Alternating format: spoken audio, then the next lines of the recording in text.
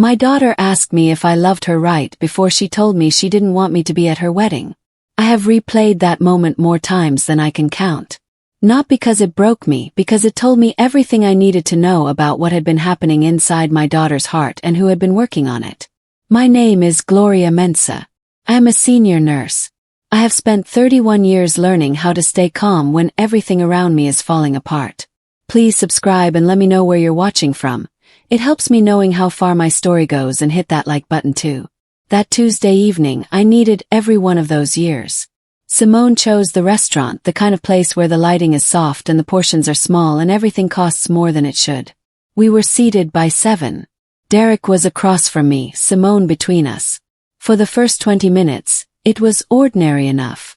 I asked about the venue. She answered in short sentences. Derek ate without looking up once. I told myself it was nerves. Wedding planning is stressful. I let it go. Then Simi sat down her fork and looked at me with an expression I had never seen on her face before. Calm, rehearsed, like she had practiced the distance. Mom, do you love me? Course I do. Sure, baby. I meant it without a single hesitation. She nodded slowly, like my answer was the key she needed to open the next door. Then I don't want you at my wedding. Just pay the bills. Heard it. Every word. I sat with it for 3 full seconds while the restaurant kept moving around us. A waiter passing. Glasses clinking somewhere behind me. The quiet hum of other people's ordinary evenings. Derek kept eating. He didn't pause, didn't look up, didn't shift in his seat. That stillness told me more than anything Simone had said. A man hearing something this sharp for the first time moves. He reacts. He doesn't sit there cutting his steak like the air hasn't changed. This conversation had been rehearsed. He had been in the room when it was written. I did not cry. I did not raise my voice. I picked up my napkin, folded it once, set it beside my plate, and stood up. I touched nothing else on the table. I didn't look at Derek. I looked at my daughter for exactly 1 moment, long enough to see that she was waiting to see what I would do. And then I walked out. The drive home was quiet. No radio, no tears. I had been watching Derek Ashford for 2 years. I had seen the way he repositioned every conversation about me until I sounded like a threat. I had watched my daughter stop calling on Sundays.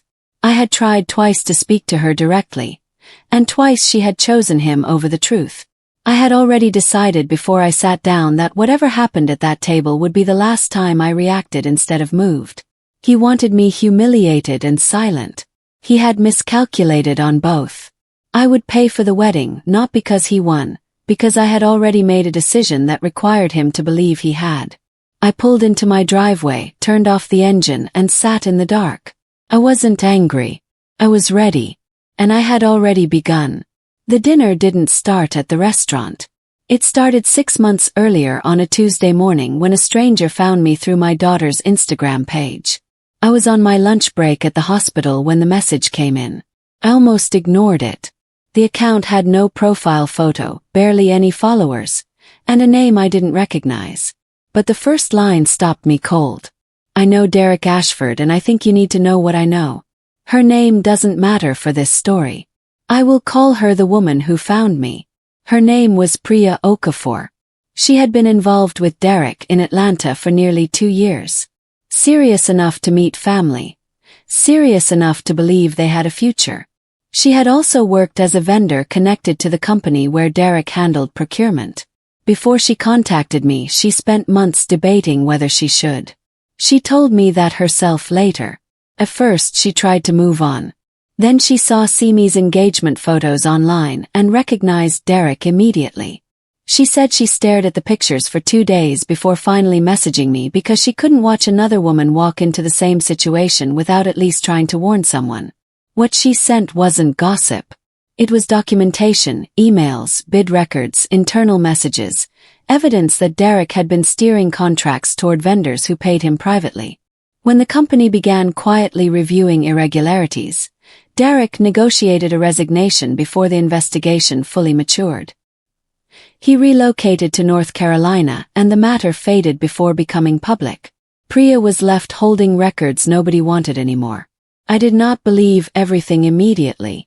I spent nearly 2 weeks verifying what I could through Margaret Nwosu, a retired HR director I had worked with years earlier. A woman who understood how internal investigations moved and what legitimate documentation actually looked like. Even then, there were pieces we couldn't fully confirm, but enough of it aligned cleanly enough to matter. I sat with all of that for a long time, because the hardest part wasn't the paperwork. It was the fact that I had already been watching Derek work on my daughter long before the message arrived. Not loudly, quietly. The Sunday calls from Simone started thinning out around 4 months into their relationship. Derek never directly told her to stop calling me. That would have been too obvious. Instead, he reframed what the calls meant. Dependency, immaturity, a grown woman still emotionally attached to her mother. He did the same thing with holidays, traditions, the old movies Simi used to watch with me after hard weeks. Slowly, carefully. He turned familiar comforts into evidence that she hadn't fully grown up. And after enough time, she started repeating his framing back to me in her own voice. That part hurt more than the silence. I tried speaking to her directly twice. The first time she told me I was reading too much into things. The second conversation ended with 3 weeks of silence between us afterward. After that I stopped pushing. When Priya sent me those records, I understood something clearly. Talking was never going to be enough anymore. Derek had already built the wall. He used my daughter's love for him as the mortar. So I stopped looking for a door in that wall. I started paying attention to the foundation underneath it. By then, the Sunday calls had been gone for months. Every week without hearing her voice settled into me quietly. Not dramatically, just persistently, like touching the same missing tooth over and over without meaning to. That was when I stopped hoping things would correct themselves and started moving carefully instead. People asked me afterward how I could pay for a wedding I wasn't invited to attend. I understood the question. From the outside it looked like surrender. It wasn't. I sat with that decision for nearly a week after the dinner. Part of me wanted to pull every dollar back immediately and let Derek discover what his plans looked like without my money underneath them. The hurt part of me wanted that. But I knew Derek too well by then. Not the version Simi knew. The attentive man who made her feel chosen. I knew the version underneath that. The man who could turn any situation into proof that he was the victim if given the right opening. If I withdrew the money, he would hand Simi a story instantly. Your mother abandoned you. Your mother chose pride over love. Your mother never wanted this marriage to work. And at that point my daughter would have believed him. So I paid every invoice quietly. Not because he won, because I refused to give him a weapon he hadn't earned. 2 weeks before the wedding I made a call. Even then, I hesitated longer than people probably imagine. I remember sitting at my kitchen table with the number written on paper beside me, wondering if I was about to step too far into something that might not move at all. The man I contacted was Raymond Pellegrino, who worked in compliance adjacent to the procurement world Derek operated in. We weren't close friends, more like professionals who had crossed paths enough times over the years to recognize each other's names. At first, Raymond didn't want involvement. He told me directly over the phone that internal matters inside large companies often disappeared quietly unless the documentation was airtight. He also warned me that passing information upward didn't guarantee action. I respected him more for saying that, so I sent only what could be verified clearly. The vendor communications, bid records, internal inconsistencies that repeated too many times to ignore comfortably. Then I waited for several days. Nothing happened long enough that I genuinely considered the possibility that the company would bury it quietly and Derek would walk straight into marriage untouched. Then Raymond called back, not with promises, just with confirmation that the information had been forwarded internally for review. That was enough. I didn't need a dramatic takedown. I only needed movement already happening beneath Derek's feet before he reached that altar, believing he had secured everything permanently. The wedding happened on a Saturday. I was not there. People I knew attended naturally. Friends of the family, long-time connections, people who cared enough afterward to tell me what the day looked like. Derek gave a speech at the reception.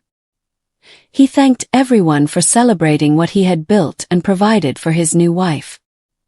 He accepted congratulations inside a room my money had paid for down to the flowers on the tables. I listened to the retelling the next morning over coffee. I didn't feel anger. Anger is loud. What I felt was quieter than that. The feeling of watching someone celebrate stability while standing over ground already beginning to shift underneath them. By then, the internal review had already started inside his company. Nothing public, nothing explosive. Just questions beginning in rooms Derek didn't know were talking about him yet. That Saturday night, I sat alone in my living room. No television, no music. Just silence and the understanding that there was nothing left inside me still debating what came next. I was not bitter. I was not broken. And I was not the woman Derek thought he dismissed at that dinner table. I was ready. 4 days after the wedding, Simone called me at 9 o'clock in the evening, and I knew before she spoke that something had shifted. Her voice had that particular tightness to it, the kind that means a person has been holding something all day and has finally run out of room to hold it. She didn't open with hello. She said, "Mama, Derek lost his job today." I let a beat pass. What happened? She didn't fully know. He had come home in the middle of the afternoon, which was unusual. He told her the company had let him go, that an internal review had surfaced, something from his past, that the whole thing had come from nowhere, that someone had set him up. He was angry in the way frightened men get angry, loud about everything except the actual truth. "He keeps saying someone did this to him," Simi said. "You think that's possible?" "I think people in those kinds of positions make enemies," I said carefully. "How are you doing? Do you have what you need at home?" He paused at that. My question had moved past Derek and she noticed. "We're fine. Just, the timing is strange, Mama." 4 days after the wedding. "Tim," I said, "you don't think it's strange?" "I think life doesn't wait for convenient moments." I said, "Is he managing himself? Is he calm?" She hesitated just long enough to tell me he wasn't. But she said yes. She said he was fine. She protected him even then in that first phone call. Even when her voice was telling a different story than her words. We talked for another few minutes. I asked if she had eaten. She said she had. I told her to get some rest and that I loved her. The call ended warmly. Warm enough that she wouldn't feel the distance I was keeping on purpose. I set the phone down on the kitchen counter and stood there in the quiet. The internal review had concluded faster than I expected. Raymond had been thorough. That was why I had chosen him. The bid records, the vendor payments, the pattern of steered contracts. It was enough, more than enough. Derek's employer in Charlotte had terminated him the same way his Atlanta employer had wanted to, but hadn't. Quietly, finally.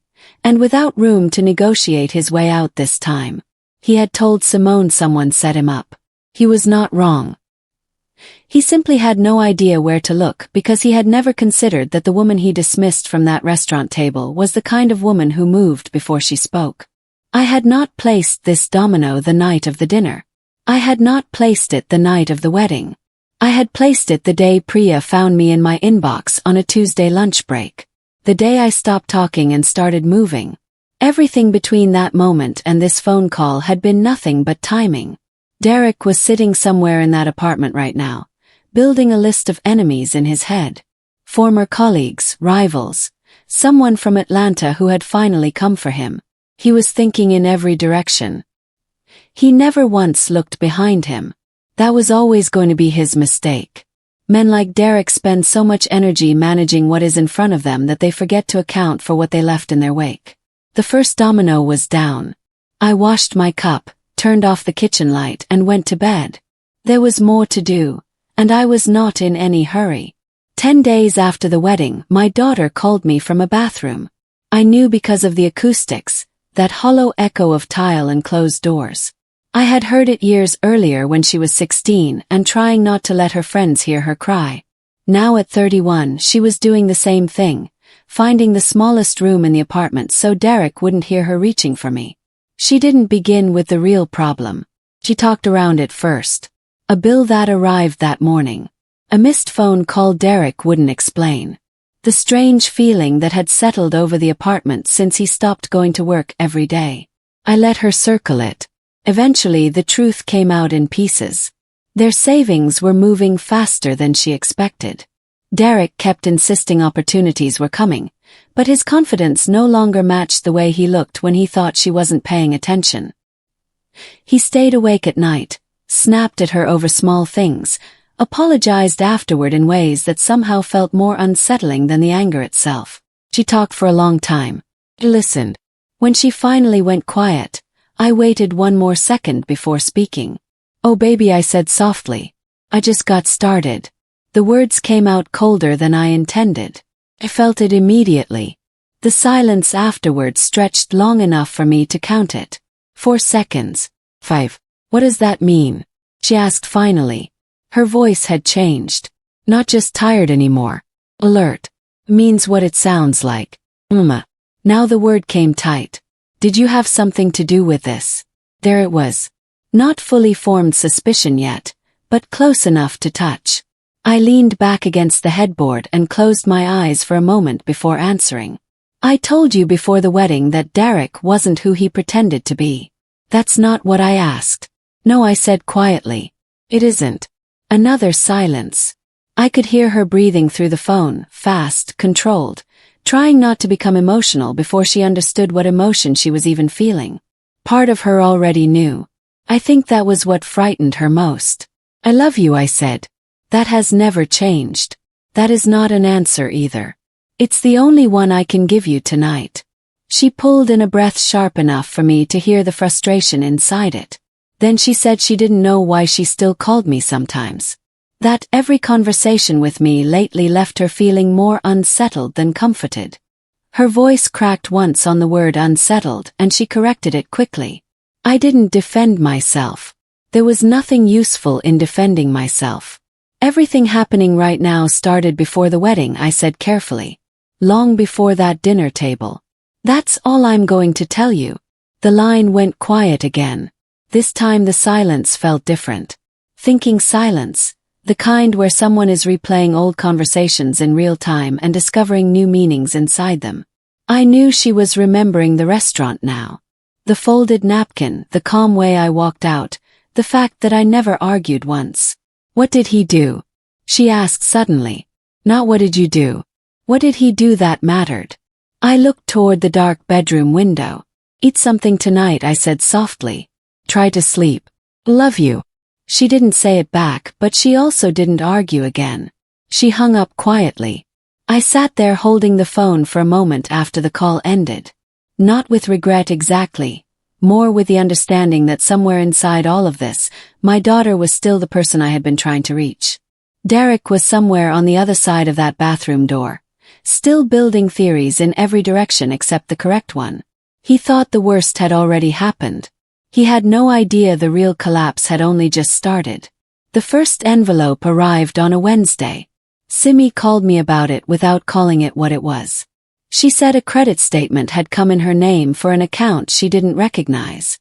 The balance was 4,000 change. She assumed it was an error. She was going to call the bank. Her voice was steady the way voices get when a person is working hard to believe their own explanation. I told her to call the bank. I told her to write down everything the representative said. I told her to keep the envelope. 3 days later there was another one, different account, similar balance.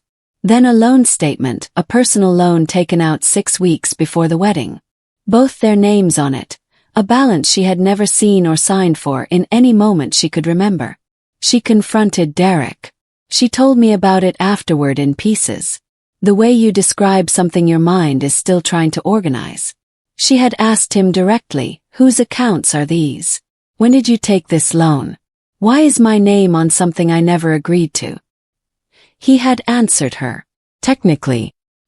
He had used words that sounded like explanations without actually explaining anything. And when she pressed a second time, he did the same thing with different words. The third time she asked, he didn't use words at all. He didn't strike her. I want to be precise about that because the distinction matters to people who have never been in a room with a man who has decided to remind you of his size without touching you. He blocked the doorway when she moved toward it. He took her wrist when she reached for her phone, not violently, firmly, in the way that communicates that your movement is not your own decision right now. He brought his face close to hers and spoke in a register she had never heard from him before. Quiet, controlled, specific. Then he stepped back, adjusted his shirt, and told her she was overreacting. She didn't call me that night. The next morning, she stood in the bathroom and looked at her wrist in the light. There was bruising along the inside where his fingers had been. She stood there for a long time. Then she took out her phone and photographed it. She told me later she didn't fully know why she did it in that moment. It wasn't a decision exactly, more like something her body understood before her mind caught up. She created a folder, locked it with a separate code, and put the photo inside. Then she put her phone in her pocket and went to make breakfast like nothing had happened. Because that is what you do when you are not ready to name what is happening. You make breakfast. You keep moving. You tell yourself it was the stress. Derek had also started a new pattern by then. Every conversation about money, about the apartment, about dinner, about nothing eventually arrived at the same place. Gloria, her mother, was the interference. Her mother had never accepted him. Her mother was the reason the energy in their home felt wrong. If Simone would simply create distance from that relationship, everything else would find its balance. Simone stopped responding to that part. She didn't argue. She didn't agree. She just let it pass through the room without landing. That was new. Derek noticed. He didn't say anything about it, but he noticed. That evening, she locked her phone and set it face down on the nightstand. She didn't know yet what she was building inside that folder. She didn't know yet that she was already protecting herself, but she was. While Derek was home cycling through theories, I was making my second move. It was quieter than the first. The compliance review that cost him his job had been direct documentation, formal process, visible consequence. What I did next left no paperwork at all. Through years in hospital procurement, I knew people across overlapping professional circles. Not close friends, just enough connections built over conferences, vendor meetings, and long careers spent around the same kinds of rooms. Two of those contacts had indirect ties to procurement circles connected to Derek's old Atlanta employer. Not close enough to know details, close enough to recognize what certain documentation suggested. I did not contact them myself. First I considered it, then decided against it. Too risky, too personal. Instead, I passed limited information through a colleague, who agreed only to say there were concerns around Derek's prior professional conduct that people might want to look into before attaching their names to him. One of the men never responded at all. The other sent back a short message. Appreciate the heads up. I'll be careful. That was it. No dramatic takedown, no secret campaign. Just hesitation introduced into rooms where Derek needed confidence to survive. At the time, Derek had been building toward a consulting arrangement that could have stabilized everything for him financially. A soft landing after losing his position. The kind of opportunity built mostly on reputation and trust. But losing the Charlotte job had already started damaging him before anything I passed along ever reached anybody. People in those circles noticed sudden departures. They asked questions quietly. Sometimes hesitation spreads on its own. For a while nothing happened. Then meetings started getting postponed. Calls stretched farther apart. One conversation Derek expected to lead somewhere suddenly stalled without explanation. Even then, I didn't know if it was because of what I sent, because of his termination itself, or because people in those circles had already begun hearing things independently. Professional networks talk quietly long before they speak openly. I only knew momentum had changed. Simone mentioned it one evening without realizing what she was describing. She said Derek had been waiting on an opportunity that suddenly felt uncertain, that he kept checking his phone more often, that he seemed irritated by silence he couldn't control. She also said he had started interviewing differently, shorter answers, more defensiveness, too eager sometimes, distracted other times. The kind of small shifts people notice when someone is under pressure, whether they understand the reason or not. At home he had recalibrated too.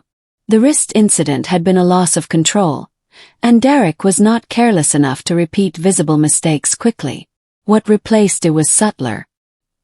He became attentive at unpredictable moments, making coffee, asking about her day, touching her shoulder lightly in passing, and then emotionally absent an hour later without transition. That inconsistency unsettled her more than the anger had. She told me he had gotten quieter. I asked what kind of quiet. She thought about it for a second before answering. The kind that feels like it's waiting for something. That was exactly right. Men like Derek depend on forward movement, their image, their networks, their influence over people. When those things stall, they don't collapse immediately. They become watchful. He sat across from my daughter every evening, still performing stability. Pleasant enough that nothing could be pointed to directly. Distant enough that she felt tension anyway without fully understanding why. I had spent years around men like that in meetings, in negotiations, in rooms where power shifted quietly beneath polite conversation. I knew what that stillness meant. It meant Derek was looking for his next move, and I understood by then that whatever came next would not stay small. She found it on a Thursday afternoon in the left pocket of his jacket. She wasn't looking for anything. Checking pockets before laundry was something she had done her entire adult life. A habit her mother had given her actually, back when she was 17 and ruined a good jacket by leaving a pen in the breast pocket. Derek knew she did it. He had watched her do it dozens of times in the years they had been together. The receipt was from a restaurant in Raleigh. Dinner for two. The date on it was the Saturday of their anniversary weekend. The weekend Derek had told her he was attending a conference in Greensboro. She stood in the laundry room and read it twice. Then she turned it over as though the back might offer a different explanation. Didn't. She stood there for a long time. She didn't go to him. She didn't raise her voice down the hallway or appear in the doorway of whatever room he was in with the receipt in her hand demanding an account. She thought about it.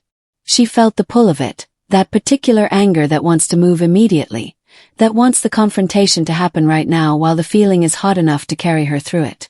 She didn't move. Instead, she took out her phone, photographed the receipt under the laundry room light, and opened the locked folder. The wrist photograph was already in there. Now there were two. She put the physical receipt in the back of her own coat pocket, finished sorting the laundry, and started the machine. Then she called me. She didn't mention the receipt. She didn't mention the folder. She asked how I was doing. Just that, in the ordinary way. The way she used to open calls before Derek had reframed even that as something suspicious. I told her I was fine. Asked about her week. She said it had been long. Said mine too. We talked the way we used to talk on Sunday evenings before the Sundays stopped. Nothing urgent, nothing that needed to be solved. Just two voices keeping each other company across the distance. I asked if she was eating properly. She said mostly. I told her I had seen something on television that reminded me of a film we used to watch together when she was in her 20s. She remembered it. We talked about that for a while. I didn't push. I didn't ask about Derek. I didn't leave any doors open that she would feel obligated to walk through. I just kept the line warm and easy and let her set the pace of every subject. When we hung up, I sat with the call for a moment. Something in it had been different, not in what she said, but in how she said it. The tightness that had been living in her voice for months had loosened slightly. Not gone, just loosened. She told me later what happened after she put the phone down. She sat on the edge of the bed and noticed that her shoulders had dropped. She hadn't realized until that moment that she had been holding them up near her ears for weeks. The call was the first time her body had let go of something since before the wedding. She wasn't ready to say she had been wrong. That would come. But something in her had quietly stopped choosing the wrong thing. She exhaled slowly in an empty room with no one watching. It was small. It was unwitnessed. And it was the beginning of her finding her way back. Derek noticed the shift in Simone before she fully noticed it herself. That was always his gift. Reading people faster than they realized they were being read. It was the same quality that made him convincing in the beginning. That focused attention that made people feel deeply understood. What Simone was only beginning to understand was that he used the same instinct in reverse too. To feel people pulling away before they actually left. He cooked on a Friday evening. Nothing elaborate. just the pasta dish he used to make early in their relationship. The one Simi once told him reminded her of comfort. The apartment smelled warm when she walked in from work. Derek stood at the stove and smiled when he heard the door open. She told me later she had warned herself not to let one soft evening erase months of watching. When they sat down to eat, Derek talked carefully. Not dramatically, carefully. He said losing his job had shaken him harder than he admitted, that he'd become angry and defensive and taken too much of that pressure out on her. He apologized for the distance, for the tension in the apartment, for making her feel alone while he unraveled. His voice sounded sincere in the practiced way some people learn sincerity after years of needing it to work. Then he brought up Atlanta, not as a confession, more as a man trying to control a story before someone else told it first. He said there had been a woman there years ago, someone connected professionally to his work. He claimed things between them became messy after he ended the relationship, that misunderstandings inside the company followed afterward and damaged his reputation more than they should have. He never admitted to fraud, never admitted to manipulation, but he kept circling the same language: vendor relationships, professional overlap, people trying to reinterpret situations after the fact. He said he had spent years afraid his past would eventually catch up to him in North Carolina. His eyes were wet when he finished. Simone called me from the bathroom 40 minutes later with the door locked. She wasn't calling because she fully believed him, but she was wavering enough to scare herself, and I think part of her needed someone to steady the line she was starting to loosen. She told me everything he said. I listened without interrupting. When she finished, I stayed quiet for a moment. Tell me again the part about Atlanta, I said. The woman. She repeated it slowly. This time I asked exactly how he described her connection to his work, whether he mentioned vendors directly or if he kept speaking around it. Simone thought for a second. He kept saying professional overlap, she said quietly. But he mentioned vendors once. I closed my eyes briefly. Then I said, let me carefully. I told her enough of the truth to matter. Not the entire documentation, not the compliance process, just the essential piece. The woman Derek had just described found me through Instagram 6 months before the wedding. She contacted me because she believed Derek had done this before. Reshaped stories, buried consequences, and moved cities before the full truth caught up. Everything happening to him now traced back to that contact. The line went silent, not shocked silence. Settling silence. He doesn't know, I said quietly. He still thinks nobody connected the pieces. Simone didn't answer for a long moment. When she finally spoke, her voice sounded different, less emotional, more awake. I'll call you tomorrow, Mama. This time she wasn't wavering anymore. 3 days after the apology dinner, Simone called me at 11 at night with 3 words. You were right. I want to tell you what happened before that call. Derek had left his phone on the kitchen counter when he went to shower that evening. Simone was moving around the kitchen, cleaning up after dinner, not looking for anything, not suspicious in any active way, just present in the ordinary rhythm of an evening. The screen lit up. She glanced at it the way anyone glances at a screen that lights up nearby. The contact was saved as a single initial. She picked the phone up. She told me later she didn't make a decision to look. Her hands were simply already moving. She opened the thread. What she found was not a flirtation. It was not an old conversation someone had failed to delete. It was current, consistent, and intimate in a way that had its own entire history, its own references, its own language, its own version of Derek that ran parallel to the one Simone had been living with. Candace wrote the way people write when they believe they are loved fully without competition. The messages told the full story without meaning to. Derek kept telling Candace things were complicated at home, that Simone depended on him more than people understood, that he was trying to handle things carefully before making changes. There were messages from the week of the wedding, warm ones, promising ones. There were messages from 2 days after it talking about how everything would settle soon and how he just needed time. Simi photographed every screen methodically. She went through the entire thread from the most recent message backward, screen by screen, and forwarded everything to her own number. Then she placed the phone back on the counter exactly as she had found it, screen down, same angle, and walked to the bedroom. She sat on the edge of the bed. She didn't cry. She told me that, and I believed her because I know my daughter, and I know the difference between the things that break her open and the things that simply close something inside her permanently. This was the second kind. The way a door closes when the person on the other side of it has finally understood there is nothing left to go back for. She sat there until she heard the shower cut off. Then she moved to the living room, turned on the television, and watched it without seeing it while Derek came out and moved around the apartment and eventually told her he was going to bed. He said good night. She waited another hour. Then she called me. She didn't explain what she had found.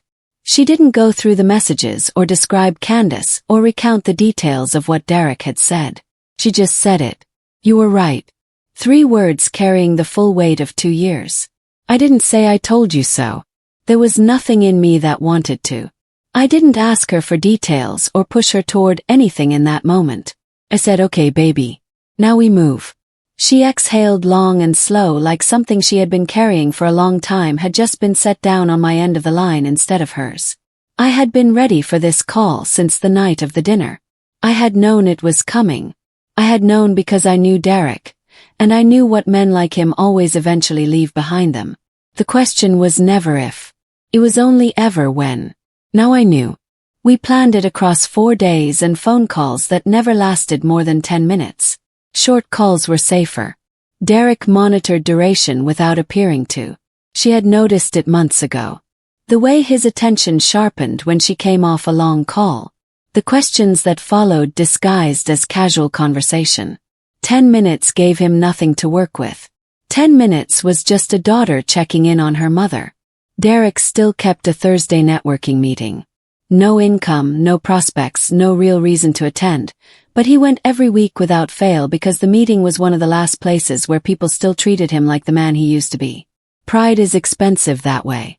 It kept him out of the apartment from 6 to at least 9. Thursday was our window. I pulled into the complex parking lot at 5 and sent her one message, one word. Ready. She came down 2 trips, essentials only, her documents in a folder she had prepared 4 days earlier, her medication, 2 bags of clothes, and the locked phone with everything inside it. She moved quickly and without ceremony, the way people move when they have made a decision so completely that the body is simply catching up to what the mind already finished. She left her key on the kitchen counter beside the dish rack. That placement was deliberate. Derek always set his wallet there when he came through the door.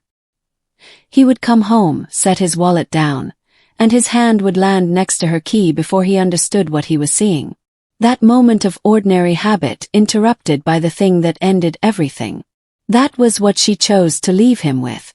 Not a note, not an explanation, just a key in a familiar place that suddenly meant something irreversible.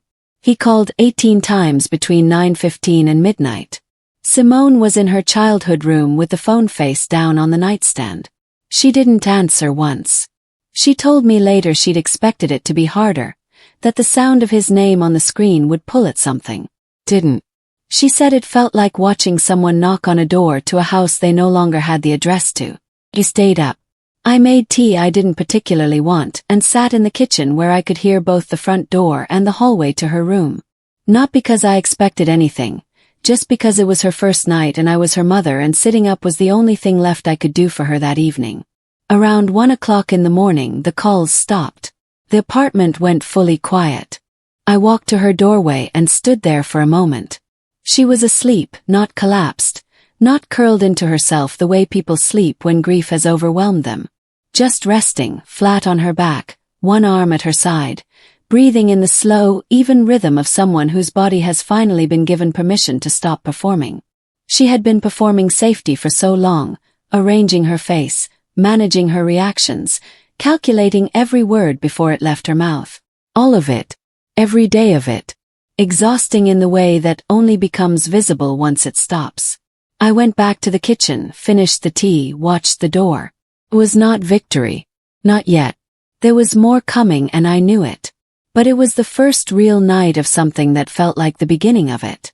I watched the door until morning. 4 days after she left, Simone came to find me in the kitchen with her phone already in her hand.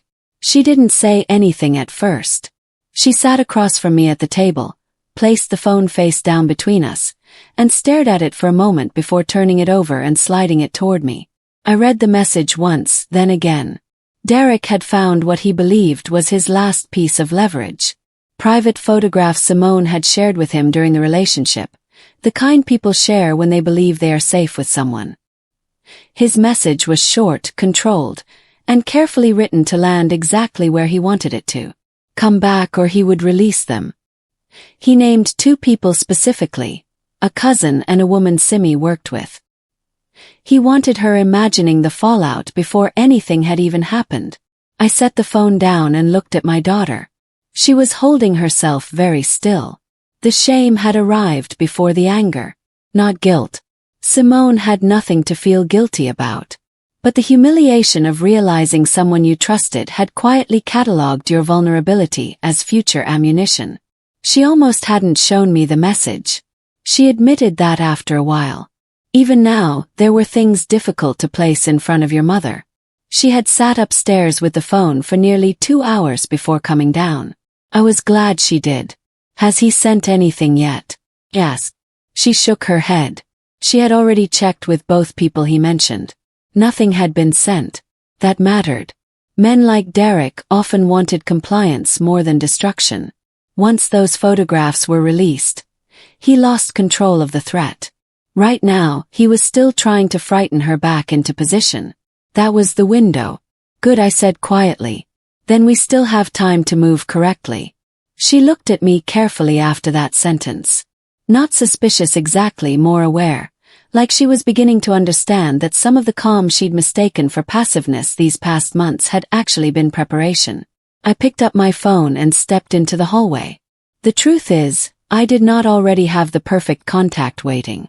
After the wrist incident, I had started searching quietly because I understood Derek was escalating. But finding the right person took longer than I expected. One office referred me elsewhere. Another never returned my calls. One advocate told me plainly there was little they could do unless Simi herself was ready to act. Eventually, someone connected me to Josephine Adeyemi, a legal advocacy coordinator in Charlotte who agreed to speak with me informally. I had kept her number ever since. This was the first time I used it. Simi watched me from the kitchen table while I spoke. I kept my voice level because panic confuses situations like this. Precision matters more. Josephine asked practical questions. Had Derek distributed anything yet? Were there screenshots?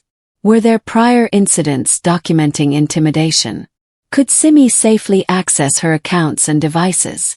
When I came back into the kitchen, Simi was still watching me. Who was that? She asked. Someone who can walk us through this the right way, I said. I sat back down and slid the phone toward her. For a moment, neither of us spoke. Then I watched something shift in her face. Not relief, recognition. Like she was finally seeing clearly that I had not been moving emotionally all this time. I had been moving carefully. By 8 the following morning, Simone was on a call with Sandra Kowalski, the advocacy attorney in Charlotte. I had not found her quickly. After the wrist incident, I spent days calling numbers that led nowhere. Offices that never called back. Referrals that turned into voicemail boxes. One woman who told me bluntly that without a police report, there was only so much anyone could do. Sandra was the 4th person I contacted and the first one who listened all the way through before speaking. I had spoken to her 3 weeks earlier because I understood enough about men like Derek to know that cornered men reach for whatever is left. Sandra walked Simi through the reporting process carefully. She was also honest about the limits of it. A report alone would not stop Derek from doing anything. It created documentation, a timeline, a record that mattered if he escalated. That same afternoon, Simone filed the report, the blocked doorway, the wrist, the bruised photograph from the locked folder, the controlled voice in her face followed by the word overreacting, the dates, the context. By the end of the day, his blackmail message was no longer floating in isolation. It existed beside a documented pattern of intimidation attached to legal representation. That was the first layer of the third move. The second layer was mine. I had been holding the complete Atlanta documentation since the day Priya found me in my inbox. The bid records, vendor payments, internal communications. The pattern Derek had spent years pretending wasn't a pattern. I had already used parts of it carefully. The compliance review that cost him his job. The quiet conversations that damaged his recovery prospects. I had never released everything because I had never been certain how far Derek would go. Now I was. Even then, Sandra cautioned me against making emotional threats we couldn't support legally. We spent nearly an hour tightening language, removing assumptions, sticking only to what could be documented and verified. That mattered. By late afternoon, a formal communication was sent to Derek's attorney. Precise, controlled. Any further harassment, direct contact, third-party pressure, or distribution of private images would trigger immediate escalation, including submission of the Atlanta documentation to the relevant licensing board and to parties already connected to the earlier procurement investigation. Not promises, not dramatics, just consequences attached to evidence. Sandra told us there was still no guarantee it would stop him. Men like Derek sometimes escalate anyway. But now he would do it understanding there was a documented trail waiting for him on the other side. I want to tell you what it looked like when everything Simi had gathered finally sat together in one place. The wrist photograph she took without fully understanding why. The Raleigh receipt from the laundry room. The screenshots forwarded from Derek's phone while he showered. The locked folder she had been building piece by piece while still trying to convince herself her marriage could survive. She had been documenting him long before she admitted to herself that she needed protection. Derek received the communication that evening. For 2 hours there was nothing. Then one message arrived, not to Simi, to Sandra. 3 lines, angry, careful, denying everything while suddenly sounding very aware of consequences. After that, silence. No calls, no threats, no images sent to anyone. Just silence. Not the performing kind. Not the watching kind. The kind that comes from a man realizing for the first time that the people around him are no longer afraid in the way he needs them to be. That silence was the loudest thing I had heard in months. I made a decision the morning after Derek went silent. Simone did not need to watch what happened next. Not because she couldn't handle it. She already had. But there is a kind of freedom that comes from no longer tracking the downfall of the person who hurt you. I wanted her to experience the end of Derek not as entertainment or revenge, but as distance. Quiet distance that kept widening on its own. So when information started reaching her, and it did because people always talk, I redirected it gently. You don't need that. Let it go. For the first time, she listened without resistance. What happened to Derek I followed mostly from a distance. Candace surfaced within 2 weeks.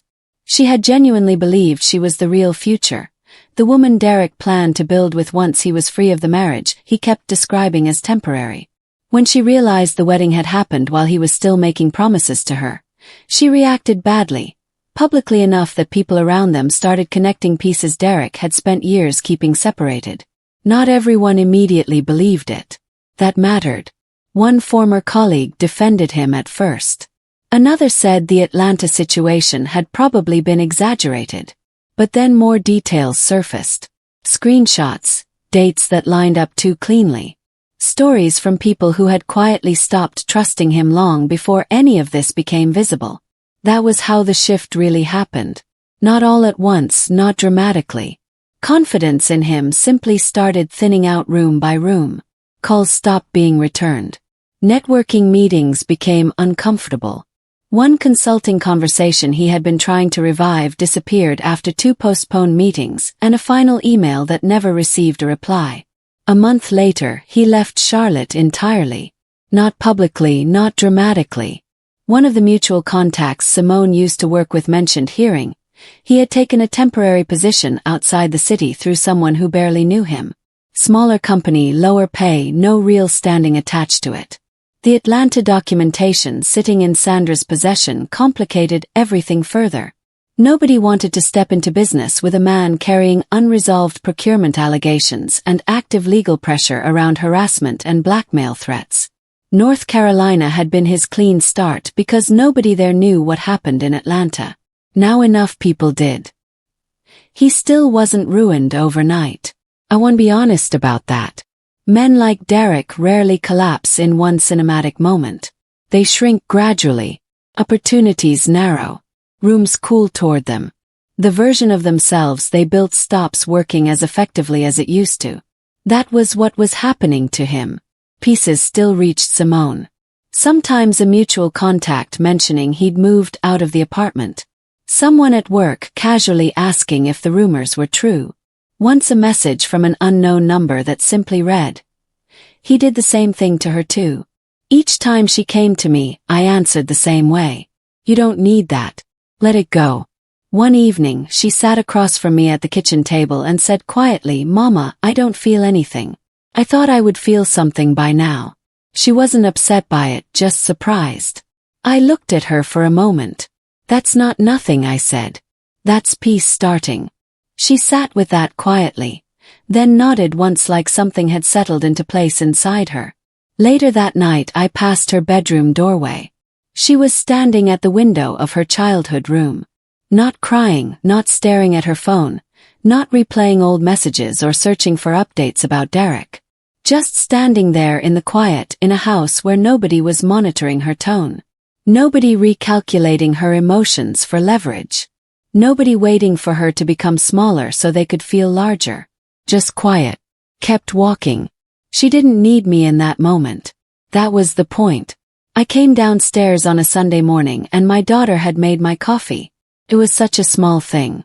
She stood at the counter with her back to me the same way she used to when she came home from college during her first year. Still halfway between girl and woman, still learning herself. The coffee was already poured. She had remembered exactly how I take it. That was the thing that almost undid me. Not the wedding, not the phone calls, not even the silence that came after. Just a cup of coffee made correctly by someone who still remembered me underneath everything that had happened. I sat down and she brought both mugs to the table. Morning light came through the kitchen window in the same slant it always had on Sundays. Neither of us spoke for a moment. It was ordinary. The kind of ordinary people underestimate until they almost lose it. Finally she set her cup down. "I should have listened," she said quietly. "I knew something was wrong before the wedding. I just kept telling myself I was imagining it. I'm sorry, Mama." She didn't soften it with excuses. No blaming stress. No blaming love. Just the truth placed gently on the table between us. I looked at my daughter. This woman I had watched drift away one careful conversation at a time. This woman who had started missing Sunday calls and repeating Derek's opinions back to me like they were her own thoughts. This woman who had stood in a laundry room holding evidence and still wasn't ready to name what she already knew. And this same woman sitting across from me now back. "I know," I said.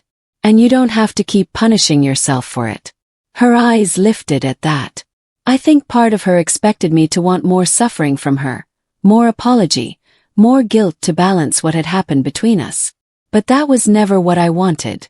I wanted my daughter back. She exhaled slowly and picked up her coffee again. We sat quietly for another minute before I mentioned a recipe I hadn't made in years. Something complicated enough to take all afternoon and enough counter space for two people to work side by side without bumping elbows. She looked up. "Can I help?" Two small words carrying everything underneath them. The lost Sundays, the distance, the missed holidays. The way Derek had slowly positioned himself at the center of every room until everyone else had to shrink around him. I thought about the dinner table where this started, the drive home afterward, the message from Atlanta that arrived during my lunch break and changed the direction of everything that came after it. And I thought about how easily this story could have ended differently if Simi had stayed 1 month longer. Maybe even 1 week longer. That was the part one still felt sometimes when the house got quiet enough. Not anger, just the awareness of how close we came to losing more than we did. I picked up my coffee cup and looked at my daughter across the table. Then I smiled. "We're still here, baby," I said. "That's what matters."